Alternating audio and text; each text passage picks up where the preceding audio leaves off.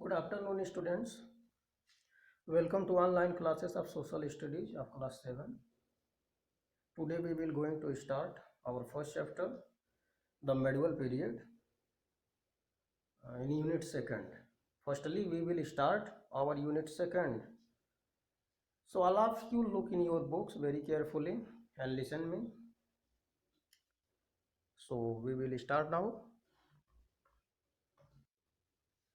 The medieval period, our first chapter, the medieval period. Duration of this period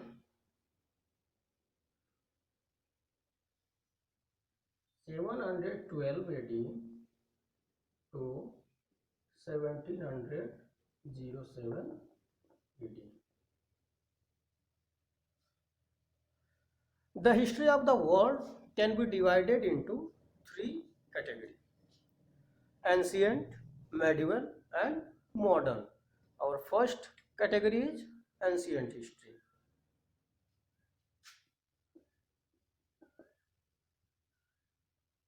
And second, medieval, and third,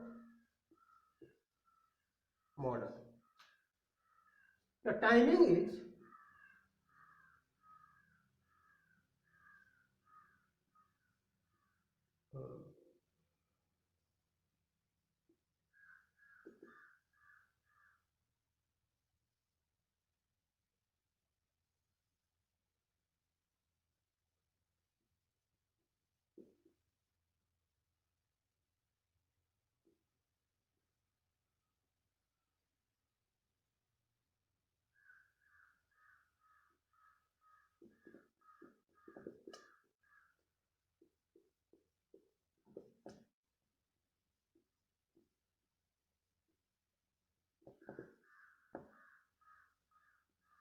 that is timing. Ancient history, जब हम ancient history पढ़ते हैं तो इसकी जो timing है वो बर्थ ऑफ ह्यूमन, जब ह्यूमन का बर्थ हुआ था हमारे अर्थ पे, जब से शुरुआत माना जाता है, जो हमारा पालियोलिथिक एज है, तो पालियोलिथिक एज से लेकर के 712 के बीच का जो भी ड्यूरेशन है, इसके अंदर की जो भी हिस्ट्री है उसको हम एंशियंट हिस्ट्री के कैटेगरी में रखते हैं। इसके बाद जो हमारी सेकेंड कैटेगरी है हिस्ट्री की, जिसको हम मेडिवल हिस्ट्री कहते हैं, वो 712 से लेकर के 1707 AD तक मानी जाती है। और इसके बाद से हमारा थर्ड कैटेगरी जो आता है वो है हमारा मॉडर्न हिस्ट्री। मॉडर्न हिस्ट्री का जो टाइमिंग ड्यूरेशन है 1707 टू टिल नाउ, आज तक का जो टाइम चल रहा है, ये हमारा जो डिवाइडेशन है ये हमारी इंडियन हिस्ट्री का डिवाइडेशन है, नॉट अ वर्ल्ड हिस्ट्री। ये इंडियन हिस्ट्री का डिवाइडेशन है। Each of this period covers many centuries. आप लोग यहाँ देख रहे होंगे बोर्ड पे कि जो हमारा ये तीनों कैटेगरी है हिस्ट्री के, प्रत्येक कैटेगरी में जो टाइमिंग है उसमें बहुत सारे सेंचुरीज इंक्लूड है। And the length of the period में differ from one part of the world to another. यदि हम इसका कंपैरिजन वर्ल्ड की हिस्ट्री से करते हैं तो जो वर्ल्ड हिस्ट्री में डिवाइड किया गया है मॉडर्न, मेडिवल और एंशियंट को, उसकी जो टाइमिंग है और जो हमारे इंडियन हिस्ट्री की टाइमिंग है, ये दोनों के टाइमिंग में हमको डिफरेंट देखने को मिलते हैं। For example, the medieval period begin around the 5th century AD in Europe. That means Europe में हम देखते हैं जैसे हमारे इंडियन हिस्ट्री में मेडिवल पीरियड का जो शुरुआत हुई है वो 712 AD में हुई है, बट यदि हम इसको यूरोपियन कंट्री में देखें तो वहां पे जो हमारा मेडिवल पीरियड है वो 5th century से ही माना जाता है। But around the 8th century AD in India, हमारे इंडिया में 8th century में माना गया 712। In this book you will study about India in the medieval period. हमको इस बुक में, इस चैप्टर में इंडियन हिस्ट्री के मेडिवल पार्ट के बारे में अध्ययन करना है। The medieval period in India spans a millennium. हमारा इंडियन हिस्ट्री का जो मेडिवल पीरियड माना जाता है वो बहुत ही, एक तौर से कहा जाए तो मिलीनियम ईयर है, क्योंकि क्योंकि हमारे इस ड्यूरेशन के दौरान हमारे जो हिंदुस्तान की कंडीशन थी, economical condition, cultural condition, social condition, इन तीनों क्षेत्रों में इसके अलावा पॉलिटिकल कंडीशन भी देखते हैं तो बहुत सारे इम्प्रूव देखने को मिलते हैं। From the 8th century to 18th century AD, many developments during this period distinguish it from the previous period. That means जब हम एंशियंट पीरियड को पढ़ते हैं और उस टाइम के कल्चरल डेवलपमेंट को, पॉलिटिकल, इकोनॉमिकल और सोशल डेवलपमेंट्स को देखते हैं, और यदि उसका कंपैरिजन हम मेडिवल पीरियड के सोशल, इकोनॉमिकल और कल्चरल डेवलपमेंट से करते हैं तो हमको बहुत सारे डिफरेंसेस नजर आते हैं, हम बहुत सारे डिफरेंसेस को देखते हैं।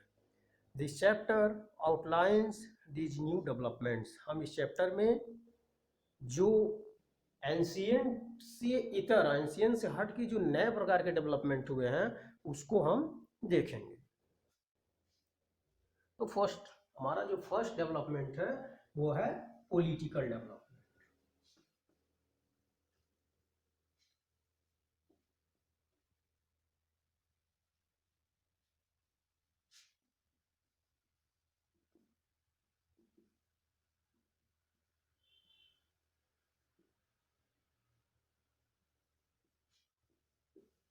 पॉलिटिकल डेवलपमेंट्स, क्या क्या पॉलिटिकल डेवलपमेंट्स मेडिवल पीरियड में हमारे इंडियन हिस्ट्री में हुए उसको हम देखते हैं। The medieval period in India can be divided broadly into two phase. अभी हमने देखा कि हिस्ट्री को हमारे इंडियन जो हिस्टोरियंस थे उन लोगों ने 3 कैटेगरी में डिवाइड किया था, that is medieval history, modern history and ancient history. But medieval history had divided in 2 broad period, 2 phases. The early medieval period, first page,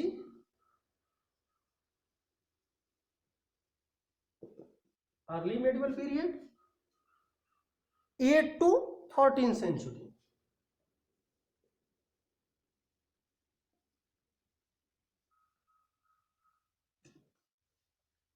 eight century से लेकर के 13 सेंचुरी के बीच में जो हमारा पहला फेज डिवाइड किया गया है मेडिवल हिस्ट्री का, वो हमारा फर्स्ट फेज है। इसमें हम भारत में मुस्लिम आक्रमण से लेकर के जो मुस्लिम रूलर्स के द्वारा अटैक किया गया 1712 में नादिर मोहम्मद बिन कासिम के द्वारा जो फर्स्ट अटैक हुआ था, फर्स्ट मुस्लिम अटैक, वहां से लेकर के और जब तक हमारा ये लोधी वंश जो समाप्त हो जाता है, जिसका लास्ट एम्परर जो था इब्राहिम लोधी, वहां तक के जो भी पॉलिटिकल कंडीशन है उसको हम फर्स्ट फेज में देखते हैं। दूसरा हमारा सेकेंड फेज जो है जिसको हम लेटर मेडिवल पीरियड कहते हैं।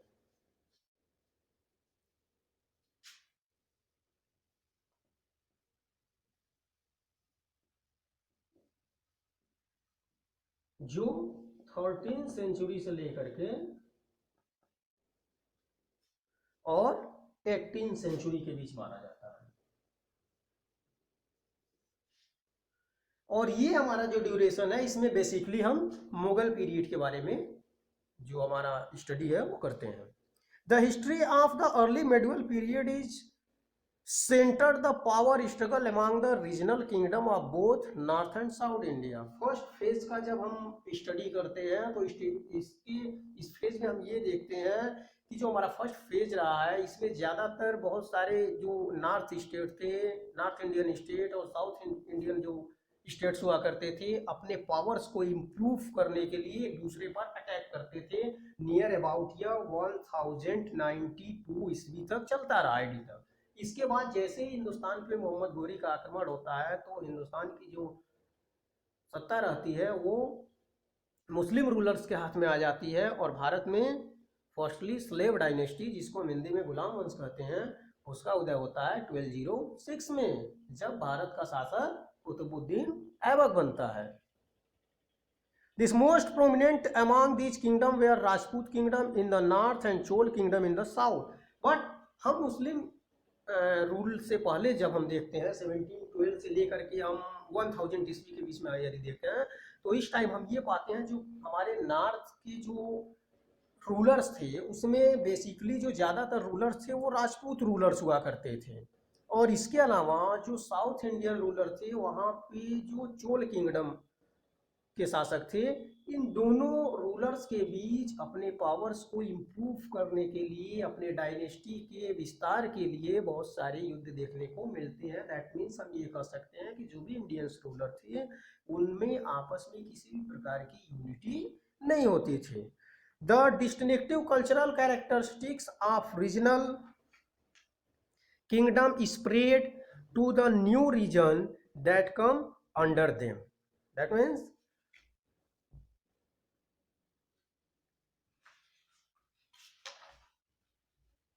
the distinctive cultural characteristics, जो हमारा कल्चर का एक रूप था हमारे इंडियन हिस्ट्री में, जो रीजनल कल्चर हुआ करते थे, तो जब ये दो स्टेट्स आपस में युद्ध किया करते थे, युद्ध होता था, तो जब कोई स्टेट दूसरे स्टेट को अपने अंडर में ले लेता था तो वहाँ की कल्चर्स जो थी इस युद्ध के परिणाम स्वरूप बहुत ही ज़्यादा प्रभावित होती थी, इफेक्टिव होती थी और कल्चर में मिक्सअप होता था। In the later medieval period there were a number of invention of Muslim conquerors. Later Mughal periods में आप देखेंगे जो 13th सेंचुरी है, दैट मीन्स जो बाकी 13th सेंचुरी, आप लोग एक चीज कंफ्यूजन होगा, जो हम सेंचुरी की बात करते हैं, 13th सेंचुरी की बात करते हैं तो इसका मतलब 1301 से लेके 14 तक हुआ, दैट ऐसा नहीं है। जब हम 13th सेंचुरी की बात करेंगे तो इसका मतलब ये हुआ 1201 से लेके 1299 के बीच का जो ड्यूरेशन है वो हमारा 1 सेंचुरी, यानी इसको 13th सेंचुरी बोलेंगे। इसी प्रकार जब हम 18th सेंचुरी की बात करते हैं, that means 1701 to 1799, that period is called 18th century। ये हमारा 18th सेंचुरी कहलाएगा। तो ये कंफ्यूजन आप लोगों को न हो। In the medieval period, there were a number of invention of Muslim conqueror from Central Asia. Among the inventor were Turkish, Afghan and Mughals। 13th century के बिगनिंग के टाइम में बहुत सारे जो फॉरेन मुस्लिम इन्वेंटर्स थे India में, उन्होंने attack किया। इसमें तुर्क थे, अफगानी थे, मुगल्स थे। इन्होंने हिंदुस्तान के अलग अलग पार्ट पर अपनी डायनेस्टी का डेवलपमेंट किया। This period saw the rise of powerful Muslim dynasties such as those of Khalji. इस पावरफुल डायनेस्टी में अगर हम देखें तो खलजी डायनेस्टी जो था, जिसका स्थापना जलालुद्दीन फिरोज खिलजी के द्वारा किया गया था, ये डायनेस्टी बहुत ही पावरफुल थी। इसके अलावा the Tughlaq dynasty, the Mughal dynasty के बारे में हमको इस चैप्टर में, इस बुक में अध्ययन करेंगे। ये बहुत ही इम्पोर्टेंट और पावरफुल डायनेस्टीज माने जाते थे। Under their rule, Islamic custom influenced political, economic, social and cultural life of India। जब इन शासकों का भारत में उदय हुआ, जब इन शासकों ने भारत में अटैक किया और भारत की सत्ता को अपने हाथ में लिया, तो जो इंडियन इकोनॉमिकल कंडीशन थे, सोशल कंडीशन थे, पॉलिटिकल कंडीशन थे, ये सारे धीरे धीरे मुस्लिम कल्चर से प्रभावित होते चले गए। और हमारे इंडिया में जो हमारी हिंदू संस्कृति थी, जो हमारी संस्कृति थी, वो मुस्लिम संस्कृति के साथ मिल करके इंडो इस्लामिक जो हमारा कल्चर था, इसका डेवलपमेंट होना शुरू हुआ। This lead to the growth of unique Indo Islamic culture. Toward the end of the 15th century, जैसे ही 15th सेंचुरी की समाप्ति होती है, दैट मीन्स 1401 to 1499, जब ये पीरियड हमारा इंड होता है, the European trader began direct overseas trade with India. तो जो हमारे जो यूरोपियन ट्रेडर थे वो इंडिया के साथ डायरेक्ट ओवरसीज यानी समुद्र मार्ग के द्वारा व्यापार करना शुरू करते हैं। आप देखते होंगे 1498 में वास्को डिगामा के द्वारा इंडिया का डिस्कवर किया गया, और वास्को डिगामा जो था वो एक पुर्तगाली नागरिक था। The Portuguese were the first arrived, followed by English and Dutch and the France by the mid 17th century. The French and the English were main revival trading power in India। At last बहुत सारे आप European traders को देखे होंगे India में आएंगे, लेकिन at last जाते जाते भारत में दो ही यूरोपियन ट्रेडर्स बचे। एक थे ब्रिटिश और दूसरे थे फ्रांसीसी।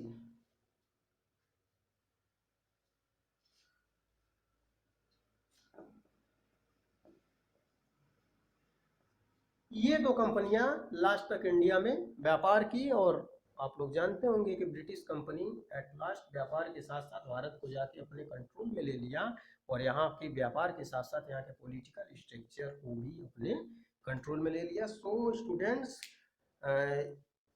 you have read carefully your notes books. Our first lesson and first topic has been ended. Our next topic, importance of geographical knowledge, will be start day of tomorrow. So thank you students.